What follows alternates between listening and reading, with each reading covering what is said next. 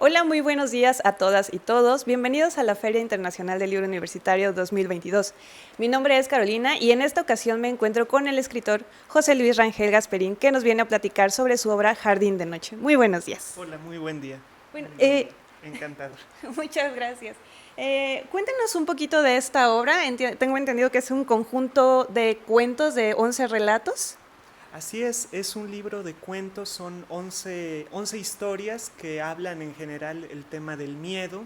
Y los personajes de este libro casi siempre son adolescentes, niños o adultos, pero la característica principal que tienen es que hay una situación inquietante que hace que al final el ambiente se ponga tenso.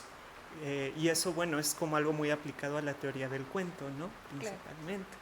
Me comentaba fuera de cámara que son historias que van un poquito de lo bonito, de lo lindo, y hace un giro.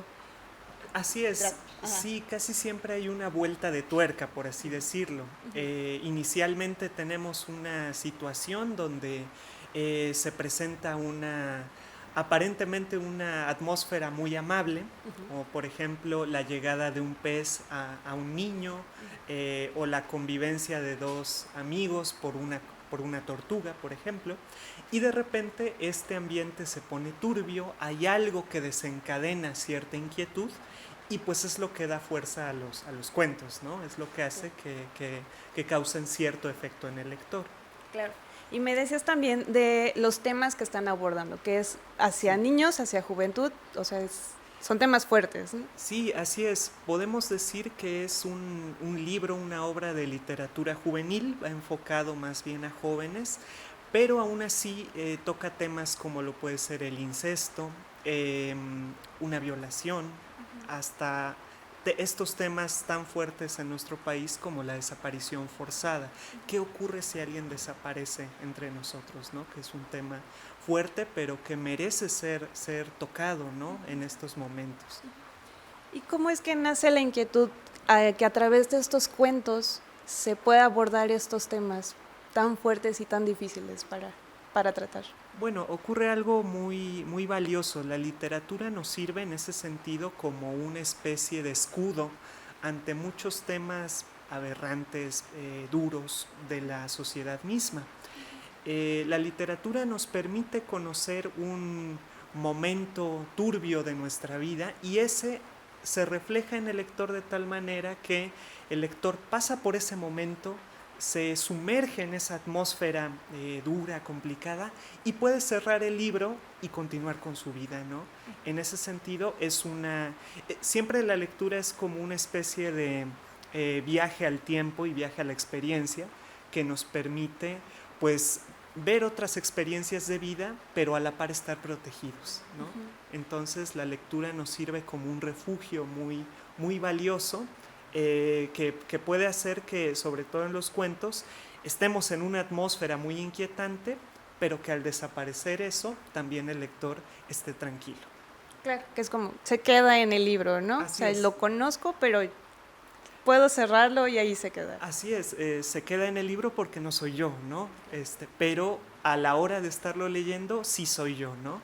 Entonces ocurre ahí muchas veces este efecto que mencionaba José Emilio Pacheco de la lectura como un presente perpetuo, que cuando estoy leyendo soy alguien más, pero Claro. cuando dejo de leer puedo ser yo mismo.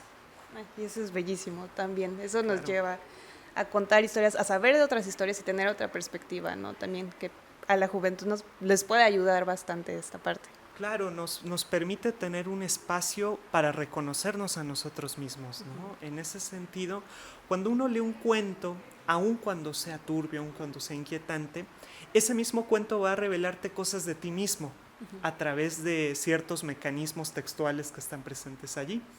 Eso hace que una obra de ficción, como ocurrió al tiempo con autores mexicanos como Inés Arredondo, como Elena Garro, como el mismo José Emilio Pacheco, ¿no? Ponen a prueba al lector, que casi siempre el lector de cuentos es un lector joven, porque está en busca de emociones fuertes, está en busca de cambiar su realidad de alguna manera, ¿no? Entonces eso lo pone en sintonía.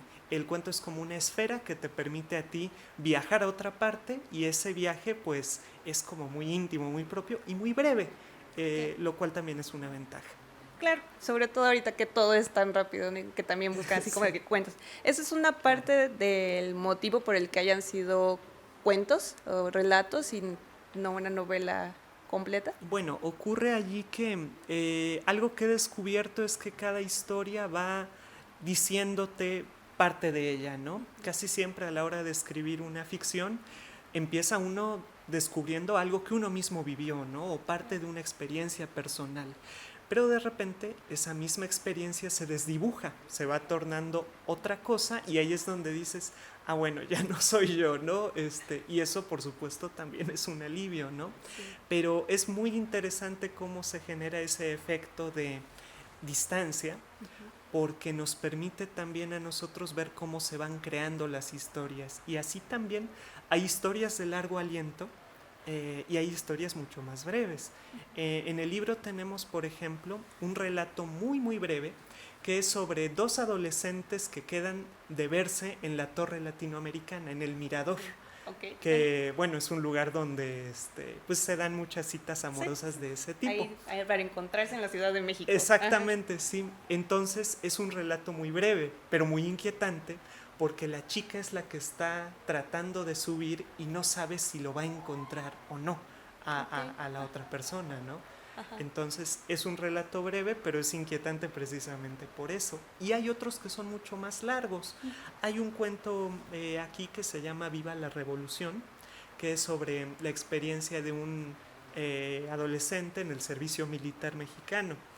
Entonces ese es un cuento mucho más largo, porque va viendo allí la presencia de tenientes, capitanes, va descubriendo estructuras jerárquicas, va sintiendo miedo también, ¿no? Va atravesando diferentes experiencias, y eso influye, ¿no? Entonces tenemos cuentos muy breves que son como mucho más intensos, y otros que son más bien como la experiencia pormenorizada.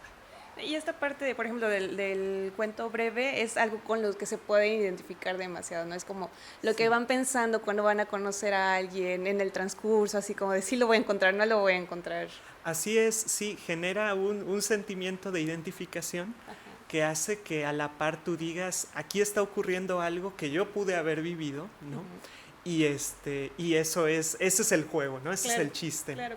Y también algo más separado, como pues la historia del que está en la escuela militar, ¿no? Sí, ajá, sí, que conozcan otras historias también. Claro, en ese sentido cada cuento es como un polo diferente, ¿no? Y es lo que es creo que es lo más padre de la invitación a leer el libro, que cada historia tiene una atmósfera diferente y hace que el lector a la siguiente no sepa qué es lo que va a estar, ¿no? Ajá. Propiamente, con qué va a enfrentarse. Y nos platicabas también un poquito del último relato, perdón, sí, que hablaba sobre desaparición. No sé si nos puedas hablar un poquito también. Sí, el último relato se llama Jardín de Noche, como tiene el título del libro, es el que da título al libro.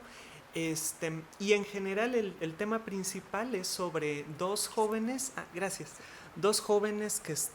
que conviven en un parque, y les gusta visitarlo de noche, les gusta frecuentarlo, recorrerlo a oscuras.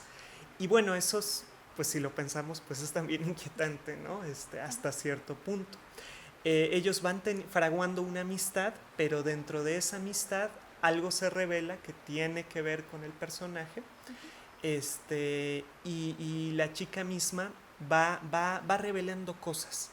Okay. Por ejemplo, en la última ocasión que se ven, se supone que están viendo una película, y ella lo asocia con las desapariciones que se están viviendo en el país, ¿no? Entonces dice ella que todos deberían levantarse si una chica desaparece, pero nadie la escucha. Y al poco tiempo ella misma desaparece. Entonces eso genera un efecto fuerte, sí, a la par de un secreto que tiene el protagonista que no se sabe hasta